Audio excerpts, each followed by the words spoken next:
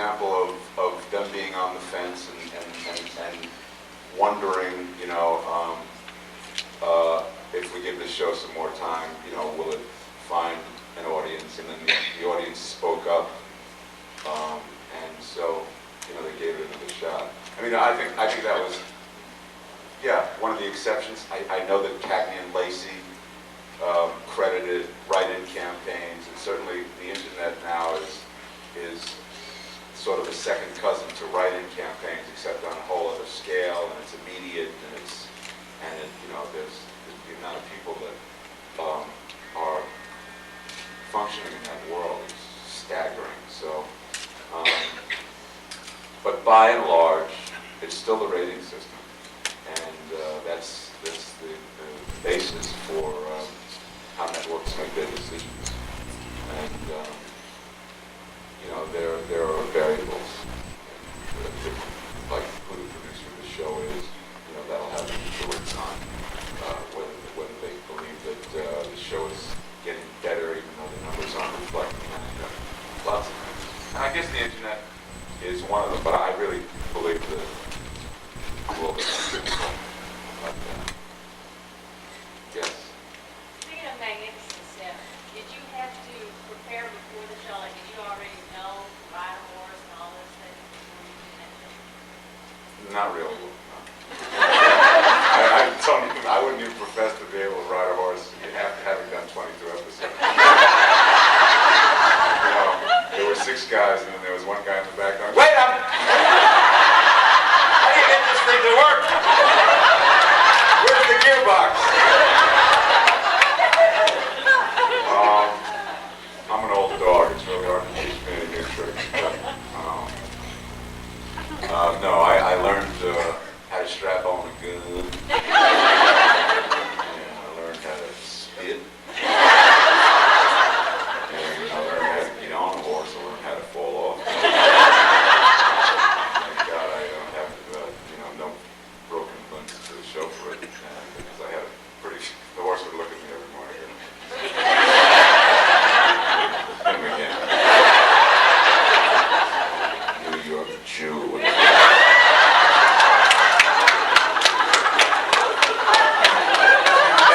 Occasionally he'd look up at me and go, "You're at the craft service table again yesterday.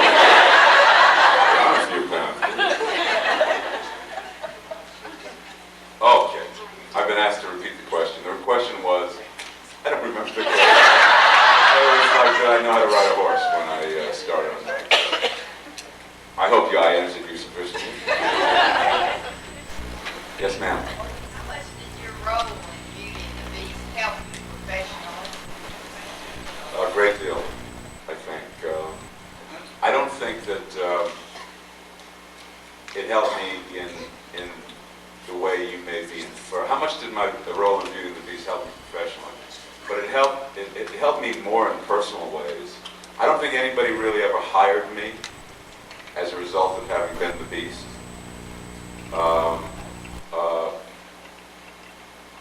But it certainly gave me personally a frame of reference about quality of material, about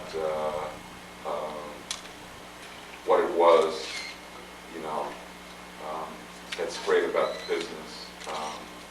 When you finally find something to do that's a real gem, how precious that is. Well, you gave such a gracious speech at the Golden Globes Award. It really meant a lot, I think, to the fans. Thank you. I remember that, but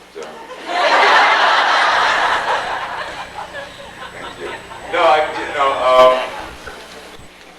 No, it was 3 years out of my life that I still look back on as probably the apex so far of my career. I really felt like I was involved in. I measure careers differently, with every passing decade, and now there's been enough decades to, I have an arc going now. I used to measure things in like months, now it's like a 25-year period. But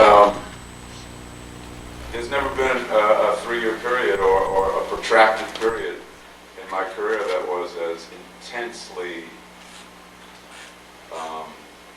satisfying. And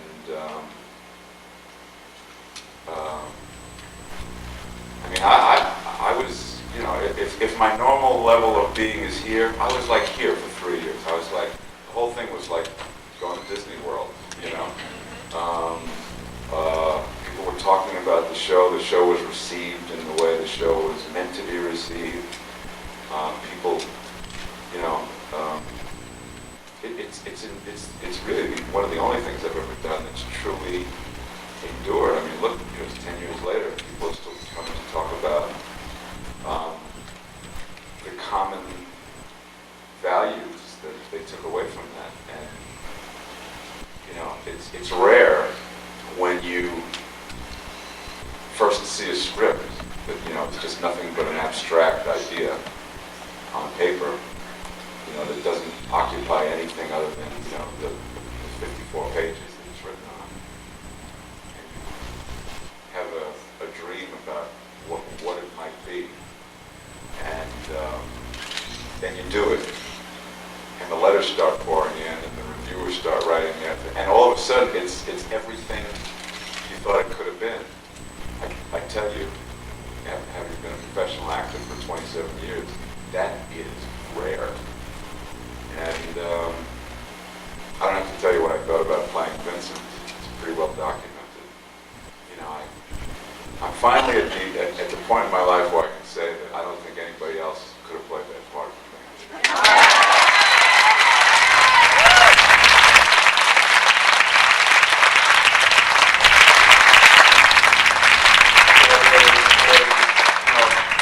It was like amazing, like a gift from God. You know, here, Ron, here's what you want to say to the world, and you get a chance to say it as an artist, and you get a chance to do it on Friday nights at 8 o'clock on Channel 2.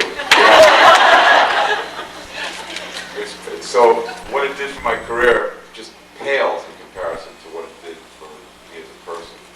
And it was a gift to us also. Yes, yes. I don't know if I answered your question, but yes, ma'am. You said something briefly last night about telling us about the Ron story. David said that. David. Oh, honey, you guys are tough. Oh, that Ron. Hey, Ron, what's up, baby? No, I was had a car in New York that I rented because, you know, I was just visiting. And I called Avis to think about extending the rental time. And so I said, hey, you know, I got the thing, and you know. He answered the phone. He said, Avis, this is Ron. I said, great name. He said, you must be Ron too. I said, I am. I'm Ron. I'm Ron Perlman. I got one of your cars. He said, Ron, I'm going to see you this weekend.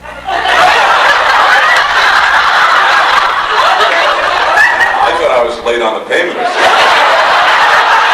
These guys actually come to your house and say, you know, it's $1.50. We're taking the car, we're taking him.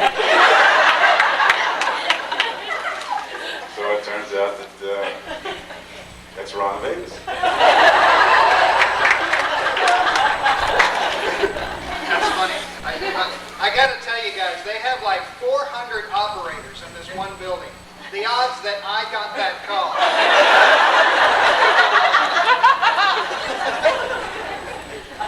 That's the Ron story.